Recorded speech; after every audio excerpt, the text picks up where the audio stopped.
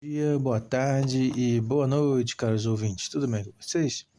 Vamos continuar aqui a leitura de George Orwell, que é Fascismo, e vamos para o último capítulo, finalmente, né? Resenha, Notas para uma Definição de Cultura, de T.S. Eliot. Em seu novo livro, Notas para uma Definição de Cultura, o Sr. T.S. Eliot alega que uma sociedade verdadeiramente civilizada precisa de um sistema de classes como parte de seu fundamento. É claro que ele só está falando no sentido negativo. Ele não afirma que haja qualquer método pelo qual possa ser criada uma civilização avançada. Sustenta apenas que não é possível que uma tal civilização floresça na ausência de certas condições, das quais uma delas é a distinção de classes. Isso abre uma perspectiva sombria, pois, por um lado, é quase certo de que as distinções de classe do tipo antigo estão moribundas, e, por outro lado, o Sr. Eliot tem pelo menos um forte exemplo prima facie. A essência desse argumento é que os níveis mais altos de cultura só foram atingidos por pequenos grupos de pessoas, ou sociais ou regionais, que foram capazes de aperfeiçoar suas tradições durante longos períodos de tempo. A mais importante de todas as influências culturais é a família, e a lealdade à família é mais forte quando a maioria das pessoas tem como certo que passaram toda a vida no nível social em que nasceram. Além do mais, não tendo nenhum precedente como referência, não sabemos com o que se pareceria uma sociedade sem classes.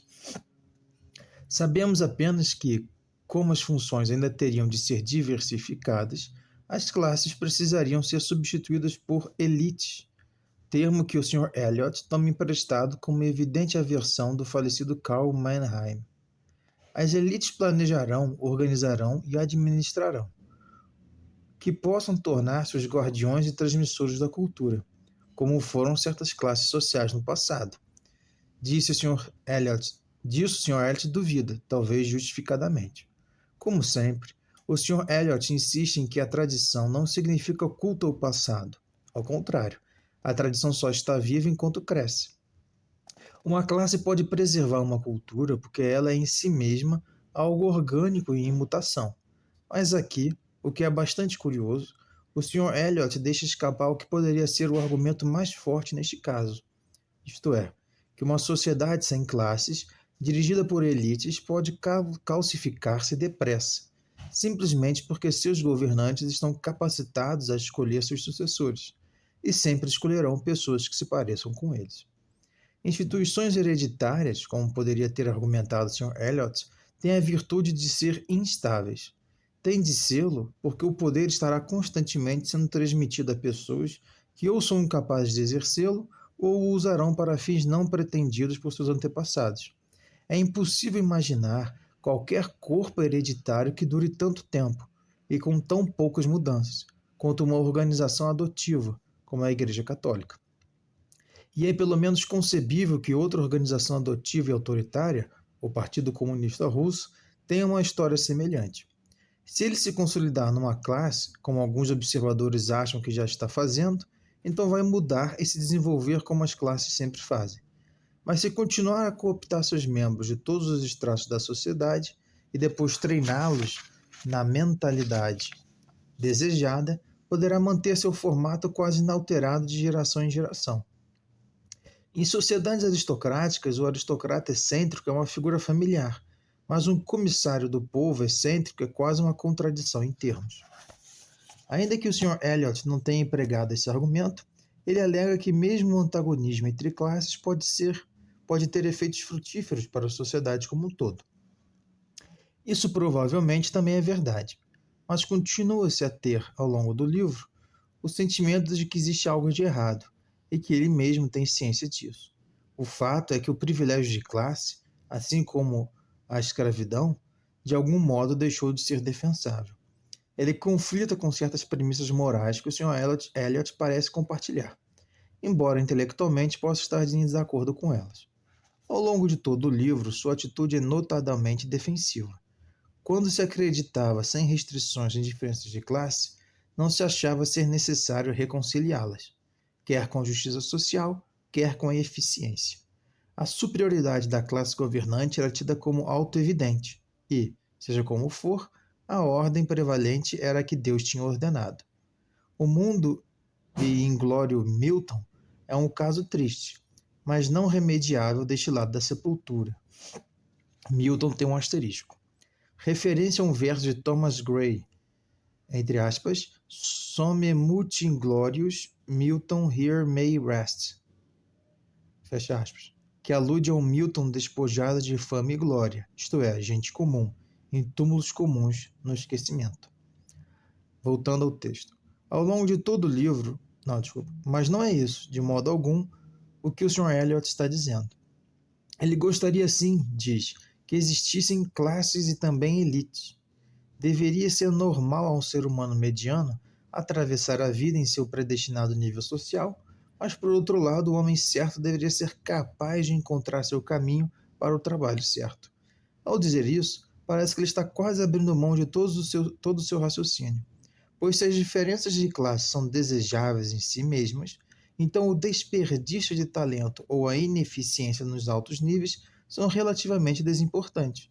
O desajustado social, ao invés de ser dirigido para cima ou para baixo, deveria aprender a se contentar com a sua própria situação. O Sr. Eliot não diz isso. Na verdade, pouquíssimas pessoas em nossa época o diriam. Seria ofensivo em termos morais. Por isso, provavelmente, o Sr. Eliot não acredita em diferenças de classe como acreditavam nossos antepassados.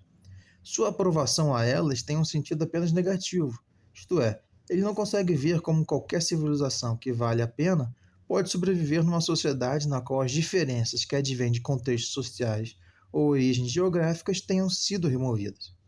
É difícil dar qualquer resposta afirmativa a isso. Tudo indica que as velhas distinções sociais estão desaparecendo em toda parte, porque suas bases econômicas estão sendo destruídas. É possível que esteja aparecendo novas classes, ou que já esteja vista uma sociedade genuinamente sem classes. O que o Sr. Eliot presume que levará a uma sociedade sem cultura. Ele até pode ter razão, mas em alguns pontos seu pessimismo parece exagerado. Podemos afirmar com alguma segurança, ele diz, que nosso próprio período é de declínio, que os padrões da cultura estão mais baixos do que eram há 50 anos, e que a evidência desse declínio é visível em cada setor da atividade humana. Isso parece ser verdadeiro quando se pensa nos filmes de Hollywood ou na bomba atômica, mas menos verdadeiro quando se pensa nas roupas e na arquitetura de 1898, ou em como era a vida de um trabalhador desempregado no West End de Londres nessa data. Seja como for, como admite no início do próprio Sr. Eliot, não podemos reverter a tendência atual mediante uma ação consciente. As culturas não são fabricadas, elas crescem por vontade própria. Seria demais esperar que uma sociedade sem classes secretasse uma cultura dela mesma? E antes de descartar nossa própria época como irrevogavelmente condenada, não valeria a pena lembrar que Matthew Arnold, Swift e Shakespeare, para voltar na história apenas 3 séculos, estavam igualmente certos de que viviam numa época de declínio? Observer, 28 de novembro de 1948. Ou seja, pessoal, neste último capítulo ele fala de temas bem interessantes, que é essa questão da cultura, de como ela não é construída com um propósito muito específico de grupos. Na verdade, a gente sabe que os grupos podem influenciar na construção de uma cultura, que na verdade está todo mundo tentando influenciar. É por isso que quase ninguém consegue influenciar muito bem. Então é algo que também é vivo, né? Se a gente pode forçar, por exemplo, criar a cultura de comer hambúrguer, beber Coca-Cola nos Estados Unidos, mas você não tem uma lei que obrigue você a fazer isso, né? Você não é obrigado a fazer. Então, a partir do momento que você não segue esse valor, você também está constituindo a sua própria cultura. Então, a cultura como algo vivo, como algo mutável, como algo difícil das pessoas determinarem como deve realmente ser. Ao mesmo tempo, ele toca num assunto legal, que é as culturas, as sociedades, elas têm classes? Todas têm classes? É possível uma sociedade sem classe? Ou seja, sem distinções econômicas, sociais e geográficas? Então, ele está falando de classe aqui, não é classe econômica só, ele está falando de, por exemplo, o sujeito que tem os melhores empregos, o sujeito que pode, sei lá, no teatro, o sujeito que fica com todas as mulheres e o outro fica com as mais feias, quer dizer, algum tipo de distinção, ou seja, a sociedade é dividida em classes, onde, obviamente, quem está acima na pirâmide tem privilégios e quem está abaixo está ferrado. Ou seja, é possível sociedades que não tenham nenhum tipo de classe. Ao mesmo tempo, ele fala, olha, a classe não é necessariamente ruim, principalmente se você tiver uma elite. Né? Então, eu acho que essa elite que ele está se referindo não é elite de pessoas gananciosas e autoritárias. Ele está falando que seriam pessoas que seriam competentes. Né? O sujeito chegou à elite porque ele é mais competente, porque o cara é inteligente, porque o cara é esforçado, porque o cara nasceu rico, ficou ainda mais rico, enfim. Então, assim, há uma espécie de ascensão social. Será que numa sociedade de classes ela é ruim se tiver alguma espécie de ascensão social? Ao mesmo tempo, ele parece dizer que quem está no topo, essa elite, ela iria preservar valores culturais que fizeram dela uma elite. Então, ou seja, a classe, a elite e uma cultura de elite não é necessariamente ruim se essa elite tem, digamos assim, competência para isso. Aí vai chegar o George, eu pelo menos entendi assim. Aí vai chegar o George Orwell e vai dizer, olha, na verdade, como a própria cultura muda, como é que a gente pode achar que essa elite que o Sr. Eliot está defendendo vai continuar existindo? As coisas mudam. Então, por exemplo, antigamente era o nobre, que era a elite. Aí as coisas mudaram, depois a pessoa que tinha dinheiro. O próprio mundo mudou, a tecnologia mudou, a cultura mudou, a política mudou. Aquela elite de nobres já não fazia mais sentido, ela já não era mais considerada competente, eficiente, etc. Ou seja, fica um pouco contraditório, né? O Sr. Eliot admite que a cultura é mutável, ao mesmo tempo ele acha que pode determinar um direcionamento da cultura graças a uma elite que é competente. Ou seja, os valores daquele grupo são os valores, digamos, corretos, ou os que trazem melhores resultados. Ou seja, ele não está errado, mas a questão é, aí tem uma mudança tecnológica, agora para você ficar famoso é criar vídeo no YouTube. Bom, quem trabalhava a vida inteira dentro de uma empresa, 50 anos atrás, agora já não é considerado um cara muito competente, vamos supor, muito eficiente, muito inteligente. Porque agora um sujeito grava vídeo no YouTube e fica rico. Eu estou inventando, né? Não é assim que funciona. Mas é tipo isso, quer dizer, mudou e agora a nossa noção de eficiência, de riqueza, de trabalho mudou também. Então, o George Orwell vai dizer, na verdade, né, o grupo cultural, o grupo de elite que está determinando esses valores culturais, ele também meio que pode se corromper. Quem disse que o cara não é um idiota, entendeu? Como é hereditário, que ele está falando, tem um sentido hereditário, quem disse que o cara que está herdando é competente? Quem disse que o cara que está herdando é inteligente? Pode não ser. Aí, como ele é elite, como ele tem muita autoridade, ele pode acabar prejudicando a sociedade. Então, ele está dizendo, é estranho, né, o que o Sr. Eliot propõe.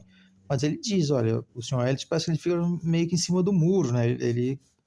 Ele parece estar muito preocupado com essa, digamos, degeneração cultural de valores. Mas ele não quer voltar ao passado, mas ele também não quer que tenha essa suposta degeneração. Então ele quer uma elite, ele não sei se ele quer uma sociedade de classes, mas ele está dizendo, olha, uma sociedade de classes com uma elite competente não é ruim. Até uma certa mobilidade social é importante, né? Que ele diz, né? A pessoa certa no lugar certo, fazendo o trabalho certo. Então, quer dizer, qual é o problema de um cara muito inteligente, muito bom de explicação, de estudos, virar, sei lá, um reitor numa universidade? Ah, mas o cara é pobre, é de um grupo mais subalterno na sociedade. Ah, mas qual o problema? Então, ele não está defendendo literalmente isso, mas parece que é algo parecido com isso. Quer dizer, tem que ter uma ascensão social, mesmo sendo uma sociedade de classe, né? Pessoa certa no lugar certo. Mas ele não quer defender aquela sociedade de classe do passado. Ao mesmo tempo, ele não quer acreditar que seja possível uma sociedade civilizada sem nenhum tipo de distinção, ou seja, sem nenhum tipo de classe. Aí ele vem com essa questão da degeneração cultural, mas aí chega o George Orwell e fala, ok, beleza, até pode ter, né? Bomba atômica, os filmes filmes só para bilheteria do Hollywood, você vai dizer, mas lembre-se, Matthew, Arnold, Swift e Shakespeare também ficavam dizendo que na época deles era uma época de degenerados. Quer dizer, o Shakespeare fazendo cultura, fazendo arte, dizendo, pô, é todo mundo degenerado aqui. Quer dizer, beleza, você até pode estar num momento de pessoas degeneradas, mas isso não impede você de fazer cultura, de você fazer diferença, né? Então o George Orwell está dizendo, olha, as coisas até podem estar ruins, mas quem disse que a gente não pode fazer coisa boa também, né? Digamos assim. Será que não tem outras coisas boas acontecendo? Outras pessoas fazendo coisas boas? Ele até diz, vai comparar a condição de um trabalhador desempregado hoje, época do George Orwell, com 1898? Claro que a gente poderia voltar, né, para a Idade da Pedra, né? Imagina viver na Idade da Pedra. Obviamente devia ser bem pior. Mas assim, não precisa voltar tanto, né? Basta voltar 100 anos que a vida humana era completamente diferente. Então eu acho que o livro termina com um certo otimismo, né? Acaba dizendo, e essa questão da cultura é muito interessante. Então, pessoal, eu acho que é isso. A leitura do livro foi muito boa, gostei bastante. Recomendo, que é Fascismo de George Orwell. Caso vocês queiram que eu faça novas leituras, podem pedir, podem recomendar aqui nos comentários, tá bom? Não deixem de seguir, comentar e compartilhar e de pedir para a gente ler novas coisas, certo? Então, um grande abraço, pessoal, tudo de bom para vocês. Uma boa tarde, um bom dia, uma boa noite.